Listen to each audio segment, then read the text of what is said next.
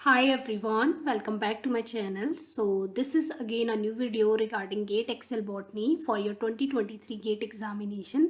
Already हमने बहुत सारे PYQs from 2019 to 22 solve किए हैं and today we are going to solve GATE 2020 Excel Botany PYQs with detailed explanation.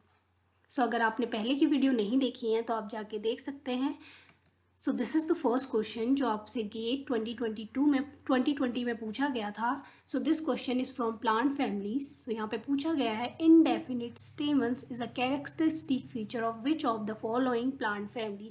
तो कौन सी ऐसी प्लांट फैमिली है जहाँ पे इनडेफिनिट नंबर ऑफ स्टेमन्स होते हैं, मतलब कोई डेफिनेट नंबर नहीं होता स्टेमन्स का. जनरली अगर हम प्लांट फैमिलीज़ को देखें तो 3, 4, 5 इस तरीके के स्टेमन्स मिलते हैं. पर कौन सी ऐसी फैमिली है जिसमें जो स्टेमन्स हैं अनकाउंटेबल हैं. तो यहाँ पे आपका जो ऑप्शन होगा correct, that is a characteristic feature of Malvaceae family. So इस तरीके से ये पॉइंट आप अपने नोट्स में ऐड कर सकते हैं कि मालवेसी फैमिली में जो स्टेमन्स हैं इनडेफिनेट होते हैं एंड मोनोएडल्फस कंडीशन में मिलते हैं. So what we mean by monoadelphous condition, जहाँ पे सारे जो स्टेमन्स हैं फ्यूज्ड होंगे एक पर्टिकुलर फिलामेंट से, उसे हम बोलेंगे मोनोएडल्फस कंडीशन. सो ये हिबिस्कस का फ्लावर है. आप यहाँ पे देख सकते हैं कि जितने भी स्टेमन्स हैं आपके फ्रीली यहाँ पे अरेंज हैं एक फिलामेंट से. So that is a monoadelphous condition. But अगर यहाँ पे स्टेमन्स दो फिलामेंट्स अरेंज होते लाइक दिस, तो यहाँ पे डाइडेल्फस कंडीशन हो जाता.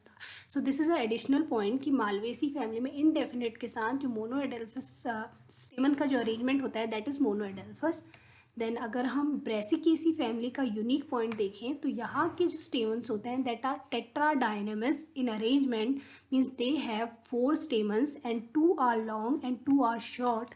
तो इस फ्लावर के डायग्राम से आपको क्लियर हो सकता है that in Brassicaceae family there are 2 stamens that are long. ये देख सकते हैं आप, ये 2 long stamens हैं and that are inner stamens. तो आपको ये भी याद रखना है जो inner stamens हैं that are long and जो outer stamens हैं वो shorter होते हैं. तो यहाँ पे शॉर्ट एंड लॉन्ग भी आपको याद रखना है और 4 अरेंजमेंट है. सो मैंने इसीलिए आपको डायग्राम दिया है सो दैट कि आपके माइंड में बहुत लॉन्ग टाइम तक रहे. That Brassicaceae family has tetradynamous arrangement with 2 long inner stamens and 2 short outer stamens. So this is a unique point regarding Brassicaceae family. Now if we talk about Poaceae family, तो यहाँ पे जो stamens हैं that are 3 stamens present होते हैं, but rare conditions में आपको 6 stamens भी देखने को मिलते हैं. और polyandrous mean they are freely arrange to the flower. जैसे यहाँ पे एक फिलामेंट के थ्रू जो स्टेमन्स हैं वो जॉइंड है, बट यहाँ पे आप फ्लावर में देख सकते हैं फ्रीली अरेंज है स्टेमन्स. सो इस कंडीशन को बोलते हैं हम polyandrous condition. So there are different conditions like monoadelphous, diedelphous or polyandrous condition. So this is the unique point regarding Poaceae family. I hope this is clear. And the Apocynaceae family have 5 number of stamens. So इस तरीके से आपको एक question से इतना सारा additional information मिल गया है, तो इस तरीके से आप अपने नोट्स में इस चीज़ को ऐड ऑन कर सकते हैं.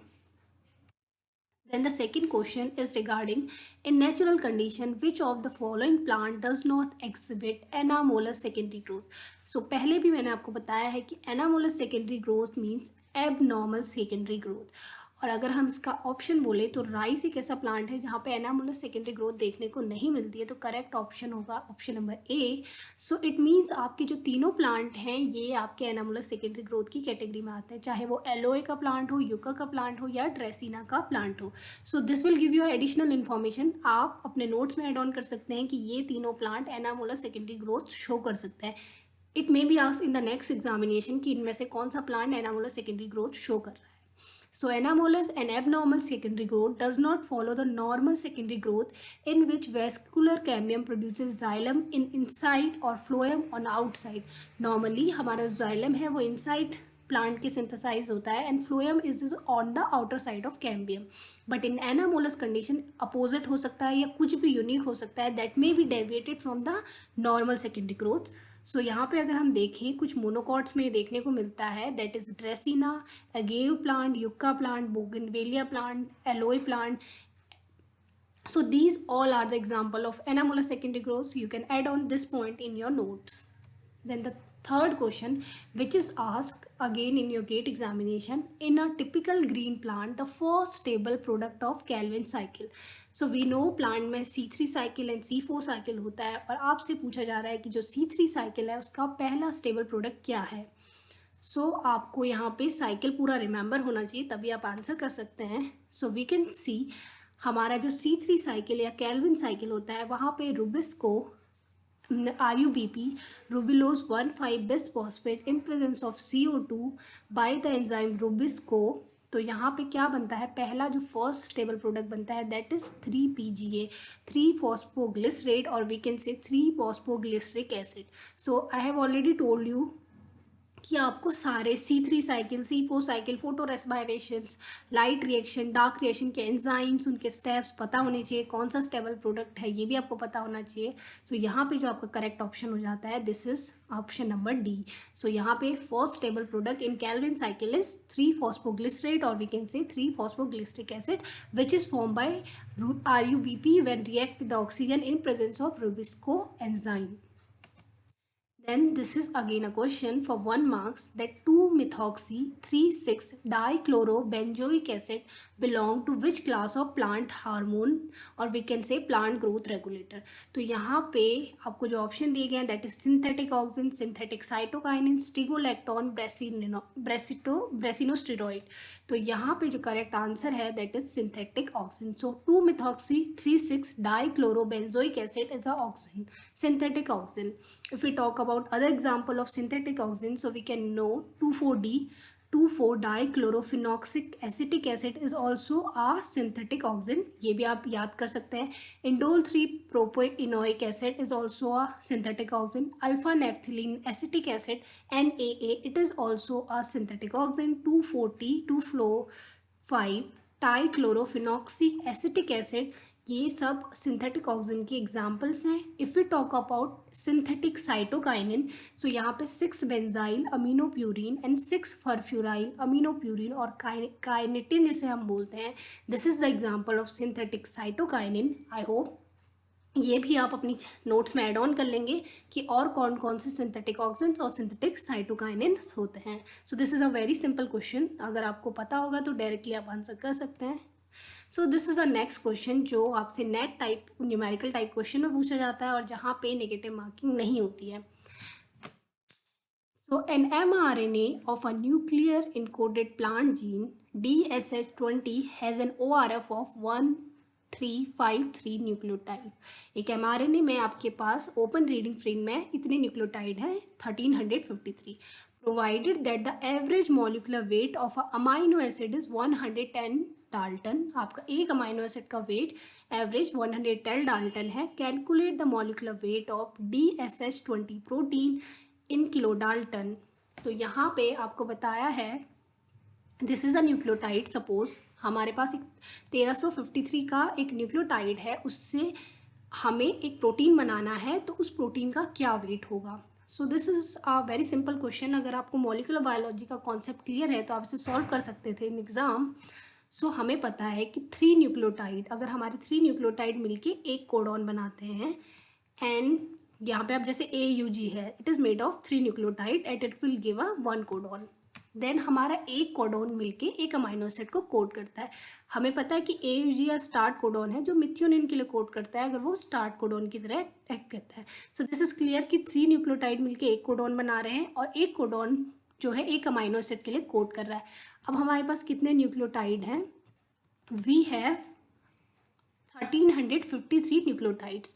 तो अगर हम नंबर ऑफ कोडॉन निकालने की बात करें तो 3 न्यूक्लियोटाइड मिलके कोडॉन बना रहे हैं, तो हम डिवाइडेड बाय 3 कर देंगे तो हमारा बन जाएगा 451 कोडॉन्स. तो यहाँ पे कितने कोडॉन्स हो जाएंगे, यहाँ पे आपके 451 कोडॉन हो जाएंगे. So I hope this is clear कि आपके पास इतने न्यूक्लियोटाइड हैं और इनमें से 3 न्यूक्लियोटाइड का पेयर एक कोडॉन बना रहा है. तो आप डिवाइडेड बाय 3 कर देंगे तो आपके जो टोटल नंबर ऑफ कोडॉन है वो पता चल जाएंगे.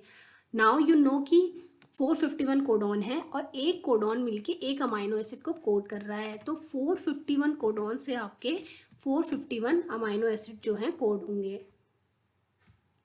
तो यहाँ पे 451 कोडॉन है, बट अगर हम ORF की बात करें, ओपन रीडिंग फ्रेम को अगर हम एक्सप्लेन करें तो इसमें क्या होता है, एक स्टार्ट कोडॉन होता है और एक स्टॉप कोडॉन होता है और बीच में कोडिंग रीजन होता है। तो this is a ORF, like this is a ORF from start codon to the stop codon. यहाँ पे इसी तरीके से सेकेंड ORF है, ये थर्ड ORF है। तो जो हमारा स्टॉप कोडॉन है वो किसी अमाइनो एसिड के लिए कोड नहीं करता, हमें पता है। जैसे यहाँ पे UAS स्टॉप कोडॉन है, तो यहाँ पे कोई अमाइनो एसिड नहीं बनेगा। सो यहाँ पे हम स्टॉप कोडॉन को माइनस कर देंगे, तो हमारे पास टोटल नंबर ऑफ कोडॉन निकल के आ जाएंगे 450 codons.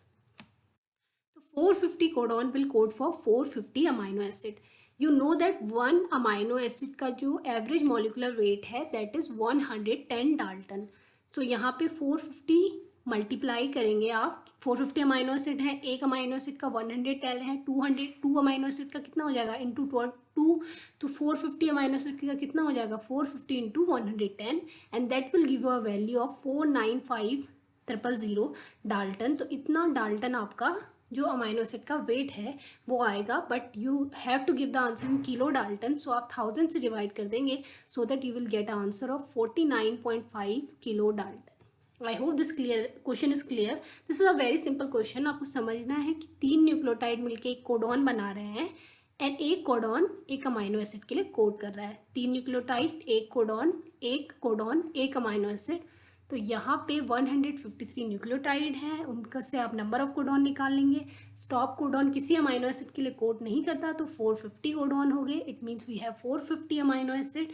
If you will multiply this with the average weight of every amino acid, that will give you 4953000 Dalton of molecular weight. If you will divide it in with 1000, you will get the answer in kilo Dalton.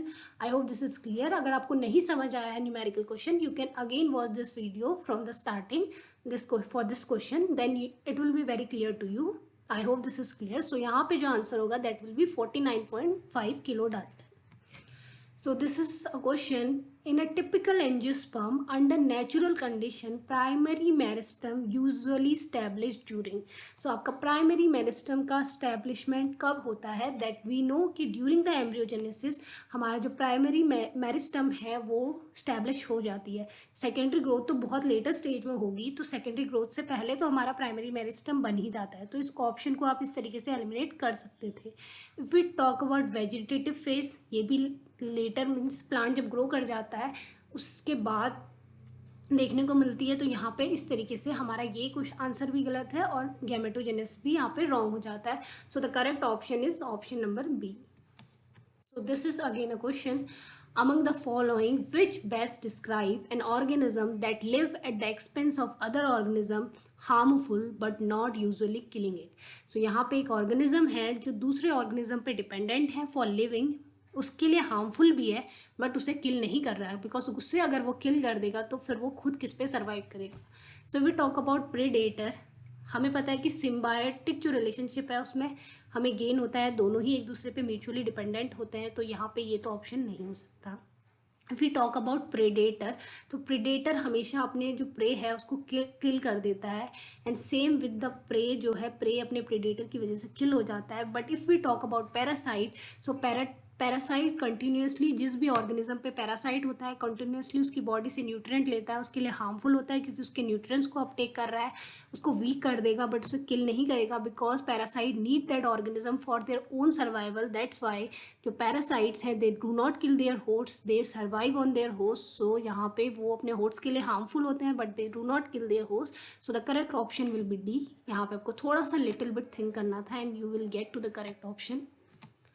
So this is a direct question. यहाँ पे आपसे पूछा गया है कि जो oleo-gum resin है एसिटिफोइटिटा हींग का, वो कौन से प्लांट के पार्ट से आपको मिलता है। सो ये है आपका हींग का प्लांट। सो इसकी रूट से आपको जो है ओलियोगम रेजिन मिलता है एक्सट्रैक्ट करने को। ये डायरेक्ट क्वेश्चन इकोनॉमिक बॉटनी से था। If you know the answer then only you can answer.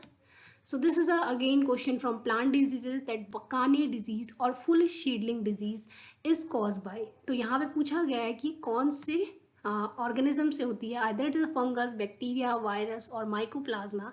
So this is also a direct question. If you know that, only that then you can answer। So Buccaneer disease is caused by a fungi that is Xylella fusaricoria। तो यहाँ पे फ्यूजिकोरी Gibberella फ्यूजिकोरी की वजह से होता है। सो बकाने disease और foolish seedling हम इसे क्यों बोलते हैं, बिकॉज यहाँ पे जो सीडलिंग है वो नहीं डेवलप होते हैं, तो इसलिए इसको फुलिश सीडलिंग डिजीज़ बोला जाता है। So you have to remember this.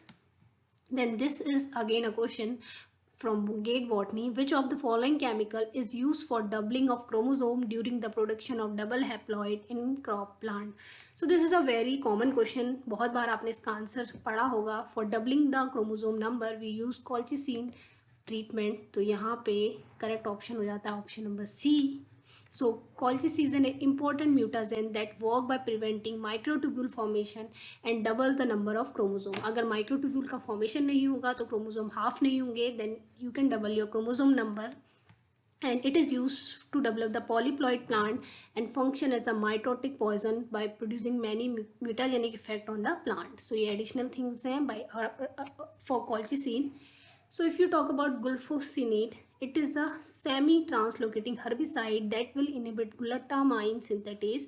So ये additional point आपको याद रखना है कि ये contact herbicide है that will inhibit the plant growth by inhibiting the glutamine synthetase. So glutamine एक amino acid है जिसकी synthesis को ये inhibit कर देगा, and that is a very necessary enzyme in many like बहुत ज़्यादा ज़रूरी है for plant for various processes.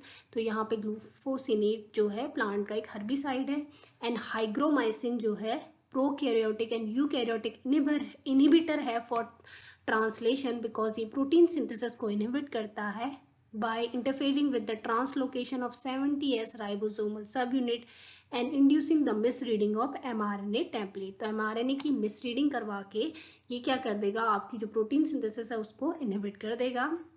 If you talk about kanamycin, so ये भी एक इनहिबिटर है. ये बैक्टीरिया 30S राइबोसोमल सबयूनिट से बाइंड करता है और mRNA की मिसरीडिंग करा देता है, जिसकी वजह से जो बैक्टीरिया है वो प्रोटीन की सिंथेसिस नहीं कर पाता और उसमें जो ट्रांसलेशन है उसकी प्रोसेस नहीं हो पाती. So this is the last question. So आपको याद रखना है कि जो कैनामाइसिन है it work in the bacterial chromosome where hygromycin is acting on both prokaryotic and eukaryotic, and glufosinate is a herbicide and colchicine is used as a to develop the polyploid plant. So I hope this is clear to you. In the next video we will solve the remaining questions from 2022 to 2020. So thank you for watching this video. If you really like this video, please like, share and subscribe to my channel, and if you have any query or doubt you can let me know in the comment section. Thank you for watching this video.